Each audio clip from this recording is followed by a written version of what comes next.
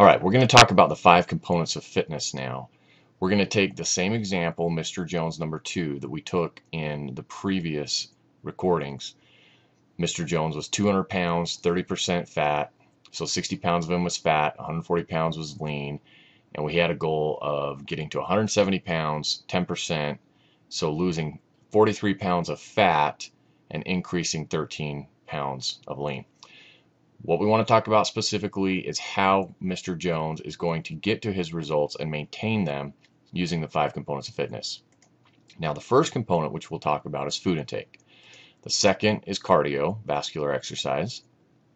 The third is food supplementation.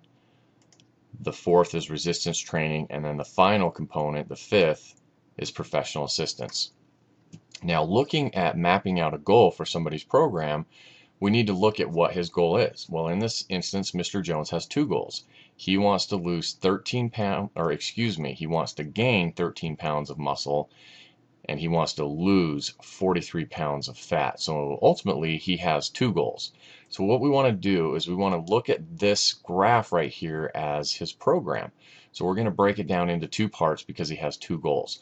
The first part is going to be where we focus on building muscle, and the second part is where we focus just on fat loss. Now, people ask all the time, will they lose fat in the lean gain phase? Yes, you will lose fat, actually pretty fast. It's just that we need to look at these other components here as it relates to muscle building, because that's going to increase his overall metabolism and help us in the fat loss phase lose more fat. And in the fat loss phase, we're just trying to maintain muscle. So what we want to do is we want to look at each of these components as it relates first to lean gain phase. So the first thing we want to talk about with food intake is calories. Now, in order to put muscle on, we have to feed it. So we have to gradually increase your calories. Not a lot, and they have to be the right kind of calories, and we'll talk about this in more specifics in a future video. But overall, in order to put muscle on, we have to have you eat more. The second component in muscle building, cardio. Well, let me ask a question. Do you think that cardio, like running and stuff like that, is an effective way of building muscle? And to think about that a little more, have you ever seen a marathon runner look like a big bodybuilder? Probably not.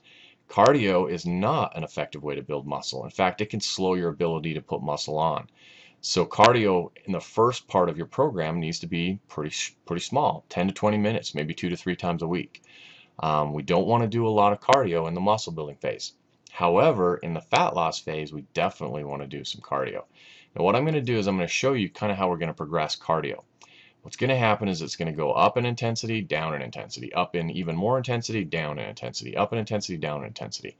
The reason for that is cardio is a form of stress.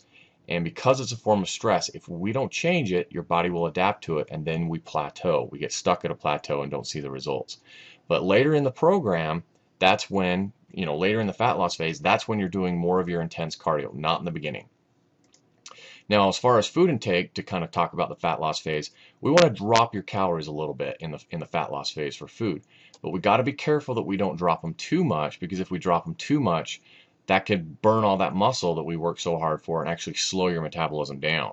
So the trick here, this is the key, if you want a metabolism that's always burning fat and maintaining muscle, is you can see you want your food intake to pretty much mirror your exercise, so that when you're exercising more, you're eating more. When you're exercising less, you're eating less. That way, when you're exercising more and you're eating more, you're putting all that towards muscle repair and recovery.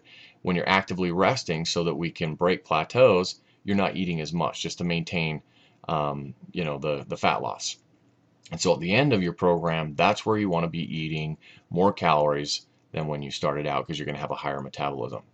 So that's pretty much what we would do. And this is just a rough overview for food intake and cardio from muscle building to the fat loss phase. Now, the third thing we want to talk about is food supplementation. Now, we want all our vitamins and minerals from food, but it's very difficult to do. So we strongly recommend everyone to take a good multivitamin, a good antioxidant, and your essential fatty acids like your fish oils. This is something that we'll get in more detail here in a couple more videos down the line.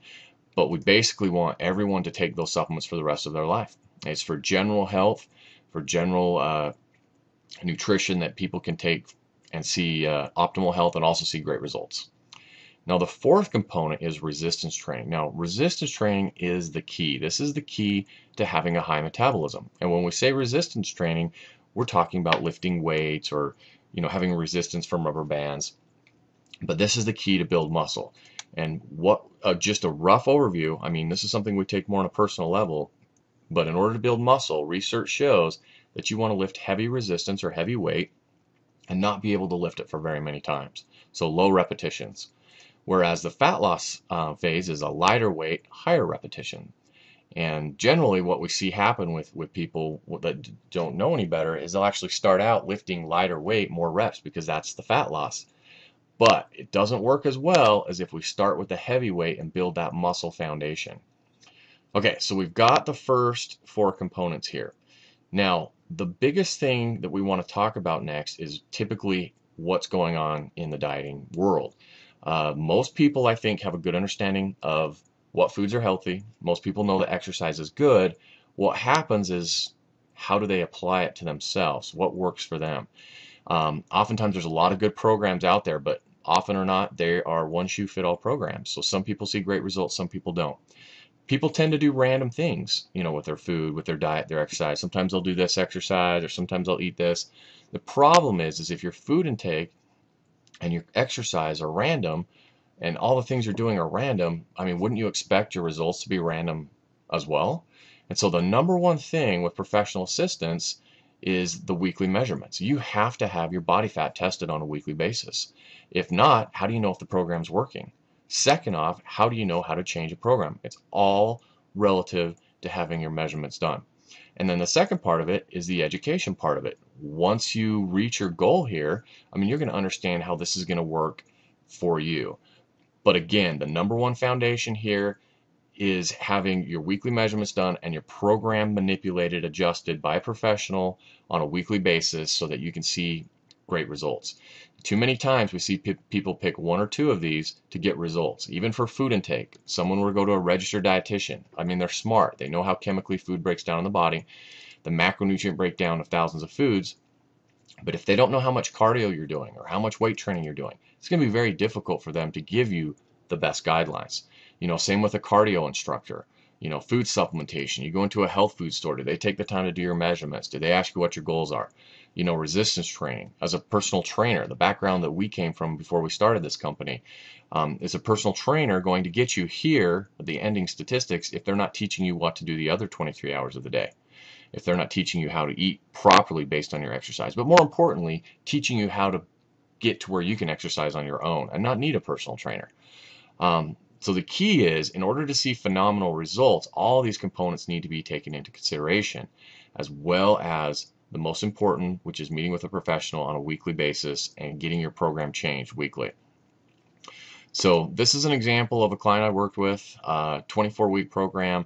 The interesting thing about this is before he came to see me, his doctor told him that he would never run again. He had bad knees. Anyway, 3 years later, he was running marathons. He ran the Utah Valley Marathon. He ran the St. George Marathon.